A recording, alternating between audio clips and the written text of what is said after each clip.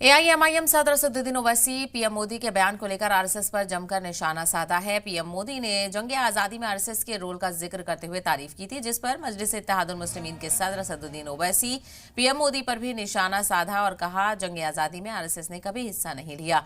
आप उंगली कटवाकर भी शहीदों में शामिल नहीं हो सकते। असदुद्दीन ओवैसी ने कई किताबों का हवाला देते हुए कहा कि आरएसएस ने तिरंगे के 3 रंग को अशुभ बताया। ओवैसी ने कहा कि आरएसएस वाले जो हलफ लेते हैं वो आइन के खिलाफ है, क्योंकि उनके हलफ में कुछ ऐसी बातें हैं जो मुल्क के आइन के मुखालिफ हैं। साथ ही ओवैसी ने वज़ीर आज़म के उस बयान की भी मजम्मत की जिसमें पीएम ने आरएसएस के कसीदे पढ़े थे। वज़ीर आज़म के बयान की हम मजम्मत करते हैं। वक्फ इमलाक पर असदुद्दीन ओवैसी ने कहा, अपने मस्जिद छीनने का कानून बनाया आपने, आप कल को हमारी इबादत गाहों को छीन लेंगे, इसका असर संभल की जामा मस्जिद पर पड़ेगा। आई लव मोहम्मद मामले पर असदुद्दीन ओवैसी ने सरकार पर जमकर निशाना साधा। कहा कि इस मुल्क में आई लव मोहम्मद नहीं बोल सकते, जबकि आई लव मोदी बोलने की सबको इजाजत है। ये लोग इस मुल्क का क्या हाल कर रहे हैं। आज वज़ीर आज़म ने कहा अपने तकरीर में कि आरएसएस मुल्क की जंग आज़ादी में हिस्सा ली। मैं सुन के परेशान हो गया कि ये कहां से ये स्टोरी बना रहे। हमारे वज़ीर आज़म लंबी लंबी छोड़ते हैं, अब सारी दुनिया जानती, मगर ये बोलना वज़ीर आज़म का कि आरएसएस मुल्क की आज़ादी में हिस्सा लिया, तो मेरे को थोड़ा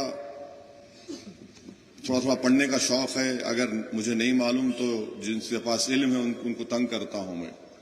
तो मालूम यह हुआ कि आरएसएस का एक भी आदमी मुल्क की आजादी में अपनी जान नहीं गंवाया, एक भी आदमी। अगर नाम है तो बता दो हमको। आरएसएस का कोई भी आदमी आरएसएस के बनने के बाद जेल को नहीं गया।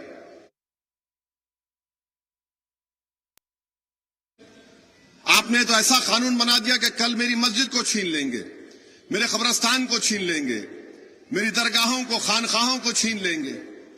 आपको मालूम कि अगर जो प्रोटेक्टेड मॉन्यूमेंट है 100 साल के ऊपर, तो कल तक इस कानून बनने से पहले उसका मालिक वक्फ था, माने वक्फ बोर्ड के कंट्रोल में था। मालिक तो वक्फ की इजाजत का अल्लाह होता है। अब यह कानून बना दिया कि जितने 100 साल के पुराने प्रोटेक्टेड मॉन्यूमेंट हैं, चाहे दरगाह हो, मस्जिद हो, खानखा हो, उसका अब कंट्रोल आसार कदीमा के तहत आएगा। और तैयार हो जाइए, खुदा ना खास्ता एक ऑर्डर निकाल देंगे, यह प्रोटेक्टेड मॉन्यूमेंट है, दरगाह में नहीं आप उर्स मत करिए, एक दिन का करिए। मस्जिद है, नहीं खाली जुमा पढ़ लीजिए।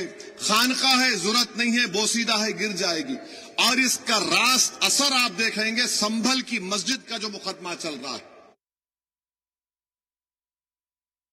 अब हद तो यह हो गया कि इस देश में आई लव मोदी बोल सकते, बट आई लव मोहम्मद सल्लल्लाहु अलैहि वसल्लम नहीं बोल सकते। कहां लाके जाएंगे इस मुल्क को आप? मगर अगर वही लोग आई लव मोहम्मद सल्लल्लाहु अलैहि वसल्लम बोले, नहीं नहीं नहीं, ये ठीक नहीं। क्या करना चाह रहे आप इस देश का? अगर मैं मुसलमान हूं तो मोहम्मद सल्लल्लाहु अलैहि वसल्लम की वजह से मुसलमान हूं मैं। कुछ है ही नहीं उससे आगे और पीछे, कुछ भी नहीं है।